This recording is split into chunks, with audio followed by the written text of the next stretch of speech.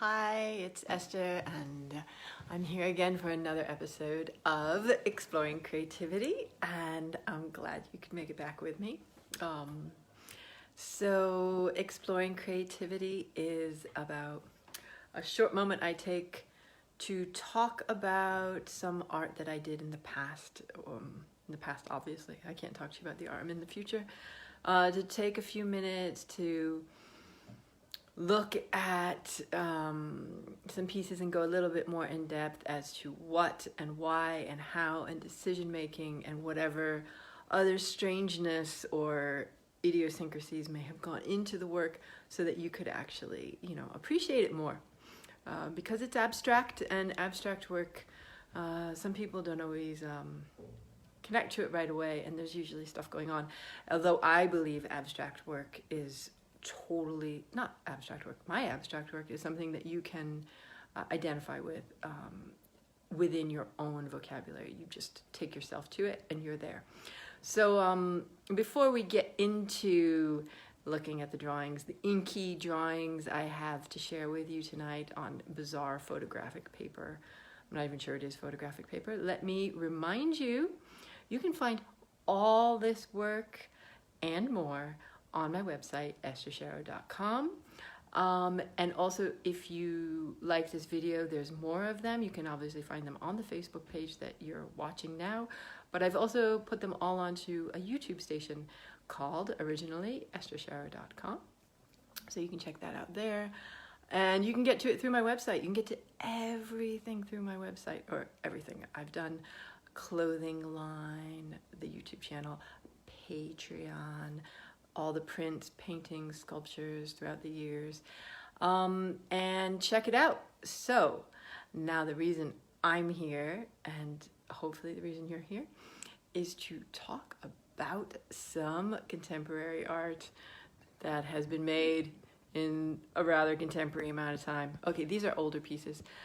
Let's turn the camera around so that you are looking at the art, and if it stops, just jig it a little bit. Okay, flippity flip, flip, flip, and see you on the other side. All right, here we've got, I'm going to start with this one. This is a drawing based on heavyweight, and the light is glaring, which is kind of interesting. Okay, I think I've said this is ink. This is ink. Ink. Black ink, India ink, Chinese ink, I don't know, China ink, Encre de Lande, I don't know. That is on, I called it photographic paper or light sensitive paper, but I'm making that up. It's a kind of plasticky paper. Let's see, it's about an A4 size. Can you hear it? It makes noise. It's a little bit plasticky. And the base, I think there's some kind of a chemical on it, which is why I say it was light sensitive. And I put liquid on it. It's old. It's old. Look at that. Old. 1999. Holy mackerel, it's over 20 years old. That's not even contemporary anymore, is it? Renaissance. I'm showing you a piece of Renaissance work. And let's see. It's not totally random. It comes from these sculptures, which were also made, let's see, all the information is there. It comes from this sculpture, actually, specifically, because you can see it's on a pallet. Now, if you know a pallet, they go shipped into supermarkets, and these are large orange sacks. How's the light? Let's see how the light is. Better light? Here you go. So these are large orange sacks that I made, constructed, and put them together because, well, within the work I do, it's interconnection. So it's often lots of little bits making a whole. So you've got your lots of little pieces coming together. And inside each of those is lots of little bits of cloth. Cloth stuffed into cloth, stacked on cloth, on a pallet. I had to move it with a pallet trolley, like, that you pull it. Attached with string. And what remains of that sculpture, which was made of, called heavyweight, there's the sizes in centimeters, cloth and string. And here's a mini version over here, lightweight. You could sleep with that. It's teeny tiny. Hey, Rocky. Thank you for showing up. Yeah, so this is the smaller version. Yeah, and that one, it stayed a little more solid. It's in the States, actually. That one's in the States. These stayed here. This is dead, and this is here with me in Paris. So if we look at it a little bit closer, because we can do that, we now know this is a sketch of a sculpture. A sketch, a drawing.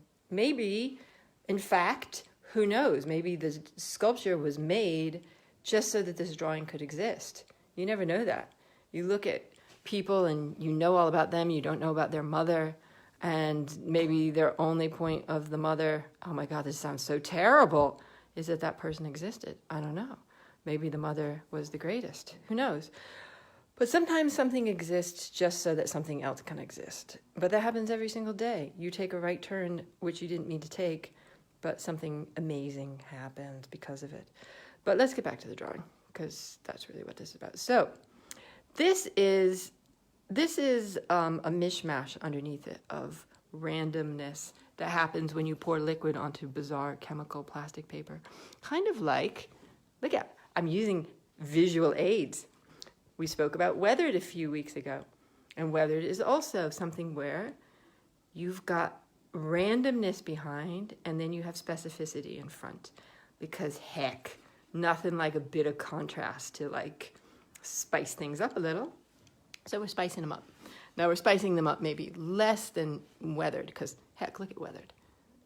She's so specific. Okay, now this is pretty specific, but what I was noticing as I was trying to think of things that I would be saying to you is the geometry that's involved and the specificity of the geometry. Obviously, it's on a rectangular piece of paper. For those of you who are not art makers, the rectangle comes with lots of baggage. Suitcases and suitcases of rectangular baggage. You're making art within a rectangle. So yes, I made this on a rectangle. And the piece is rectangular. And it's a lot of rectangles.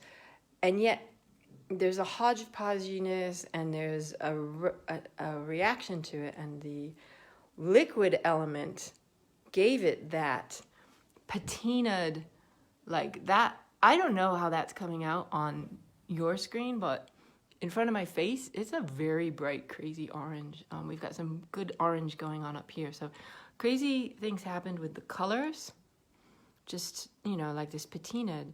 But then we take the ink and work with that specificity, and you can really feel the weight and the floppiness and the solidity holding it down.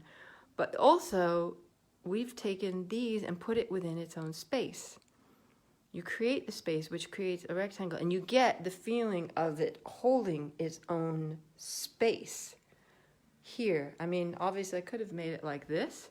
In fact, on the website, I think I did, so that the image fits in and draws your attention. But what is interesting is the movement.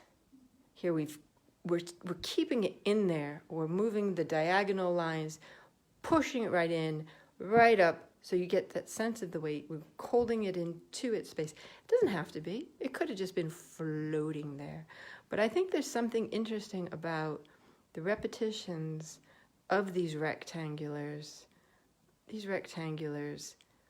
coming back, obviously, to the original rectangular within or juxtapositions to the free movement, even though that free movement even creates its own rectangular in some ways. I guess it's, you know, that rectangle kind of keeps us blocked in. Okay, that is one piece. I'm going to share with you another. I could keep it short and share with you just this one, but, you know, I'm that type of girl. So let's look at this one. This one also made in exactly the same epoch. Do we say epoch in English? In the same era, in the same time frame. Look at, we're gonna get spotty light. Full moon. Not full moon. Okay, let's see. This is also, oh, one more. Oh, you're so sweet. Okay, this is another drawing. Again, the same idea. The strange chemical plastified work of paper, which makes noise. John Cage, eat your heart out. I've got plastified, chemicalized papers. And I have, so we've got this in the, it's a fragment. It's a fragment of, again, held in space. But this one is just outside of itself because it comes, well, you know what? It comes from this sculpture, okay? No, it doesn't come from this sculpture, actually. It comes from, I'm lying, it comes from the gray one at the back, okay? This was a series called Upwards and Downwards. You've got upward, the red was downward, and the gray in the back was limbo. I think it was like a heavenly element with white, and it was up at the top. The red being the inferno down at the bottom, and the gray being in limbo in the midsection. And I'm certain that's where that drawing is coming from because the red ones were all flopped on each other. But I don't seem to have a picture of that up close. Or if I do, I'd have to go look for it. And I know Patti Smith does that.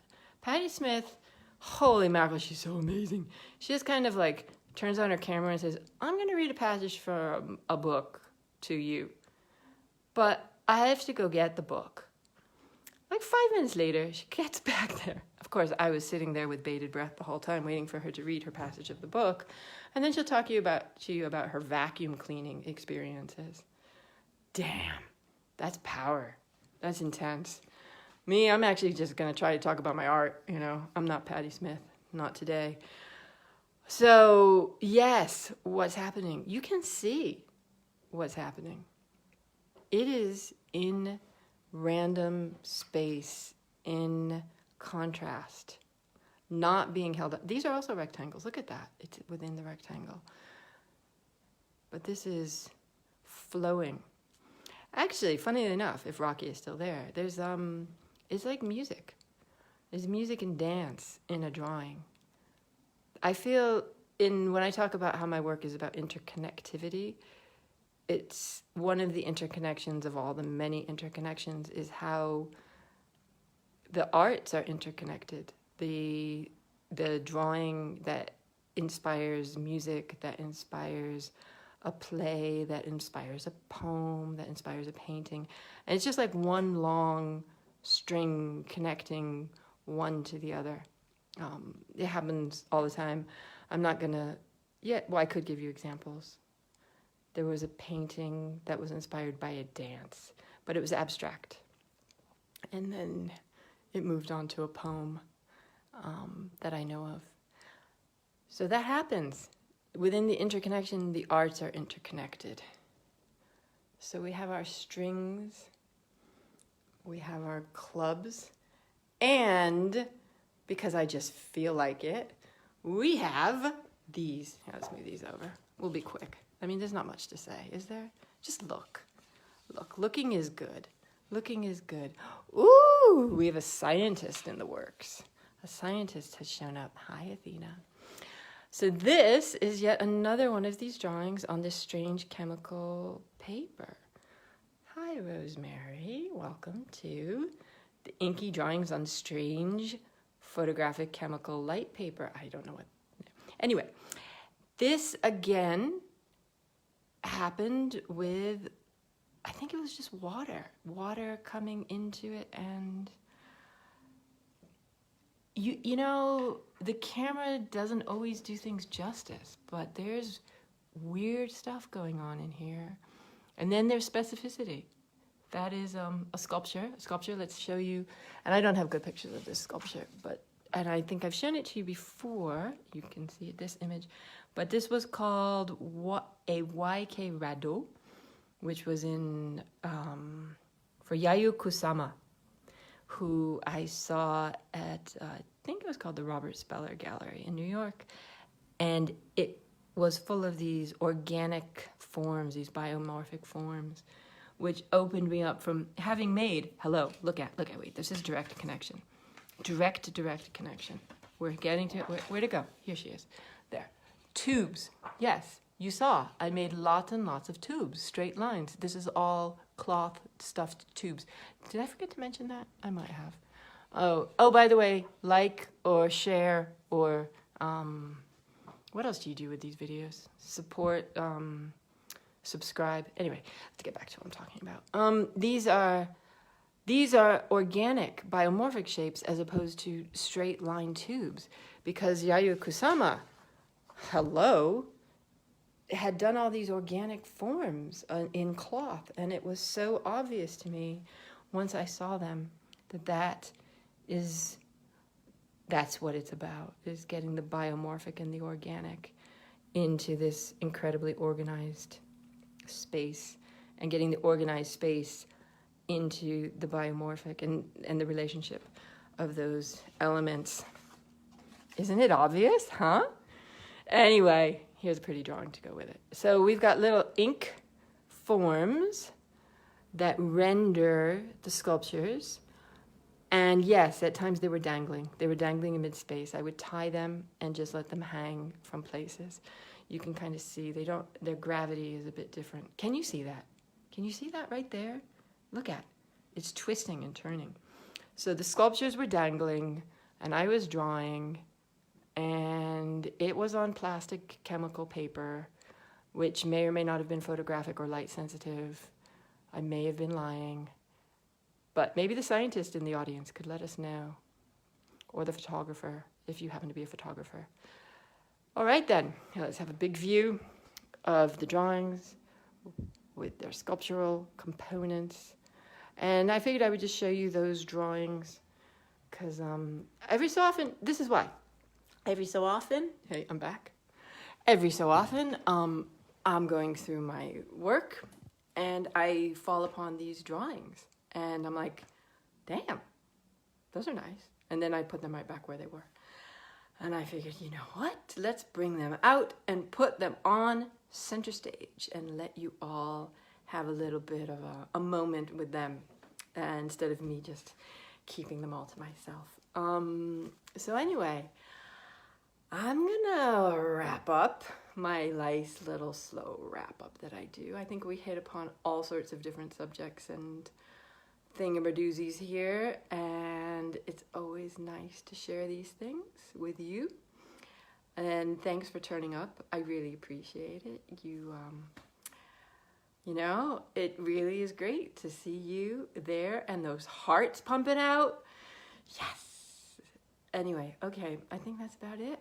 We're done with our 8th of May, end of World War II. We're on here. Anyway, I'm not going to dive. I'm going off on tangents because I feel like, you know why? I feel like there was something else I wanted to tell you. But I can't remember what it is. Anyway, I'll tell it to you next week. Take it easy.